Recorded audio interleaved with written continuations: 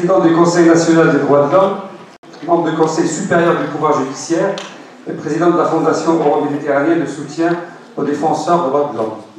Derrière les murailles de Fès, il y a le monde. Il faut sortir pour aller au-delà des murailles de Fès.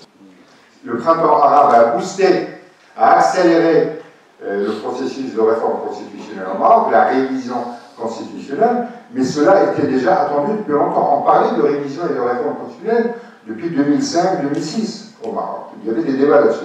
La démocratie, c'est le fait de s'opposer pacifiquement sur un projet de société.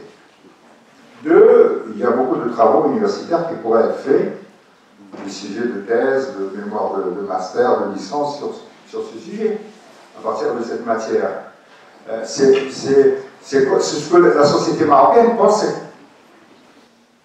Et cela reflète, d'une certaine manière, notre histoire politique. C'est-à-dire que depuis notre indépendance, nous avons eu de graves problèmes en matière de droits de l'homme. C'est pour ça que nous avons fait l'instance équité et réconciliation entre 2004 et 2006. Et donc, d'une certaine manière, pour nous prémunir définitivement de ce que nous avons vécu, nous avons mis dans la Constitution marocaine 2011 les principales recommandations de l'instance équité et réconciliation. Et c'est quelque chose de très important parce qu'il fallait, à travers ces témoignages, d'abord, ces témoignages en direct à la télévision signifiait que l'État reconnaissait la violation, qu'il avait commis des choses qu'il ne devait pas commettre pour une partie de sa population. Et deuxièmement, ça permettait aux plus jeunes de comprendre, de savoir. C'est pour ça que nous sommes en train de les rééditer d'ailleurs pour qu'ils soient disponibles. De voir pourquoi on a fait ce qu'on a fait à des gens au Maroc.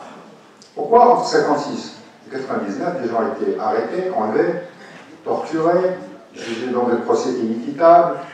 Pourquoi? Pourquoi? C'est essayer de voir les raisons profondes. C'est pas simplement parce qu'il y a des gens qui sont méchants. S'il y a des violations graves des droits de l'homme dans une société, c'est parce qu'il y a des causes profondes, structurelles, qui sont dans les lois, dans les pratiques, dans les mentalités.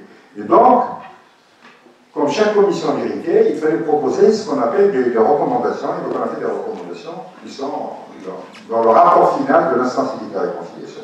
C'est-à-dire qu'on ne peut pas discriminer quelqu'un, volontairement ou involontairement, directement ou indirectement, quelle que soit la raison. Quelle que soit la raison.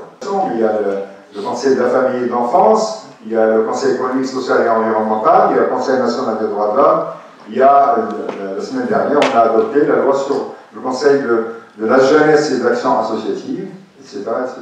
Ces conseils sont, l'objectif c'est d'avoir des assemblées où les citoyens qui ne sont pas élus discutent et disent leur point de vue, font des propositions, évaluent les politiques publiques. Le premier défi, après avoir adopté une constitution, c'est le défi de la loi. Parce que la loi permet de réaliser les objectifs constitutionnels. Problème. À mon avis, il y a tout un processus au Maroc de reconnaissance de notre diversité, de notre pluralisme. C'est-à-dire que là aussi, comme on a essayé de le dire au début, il y avait déjà un processus qui a été accéléré. Ce que fait la Constitution de 2011, c'est que, elle élargit et elle confirme la diversité de l'identité marocaine en ramenant, en réaffirmant déjà la mazérité et le judaïsme, mais aussi en rappelant l'affluent andalou. On est dans une ville qui est la ville des Andalous.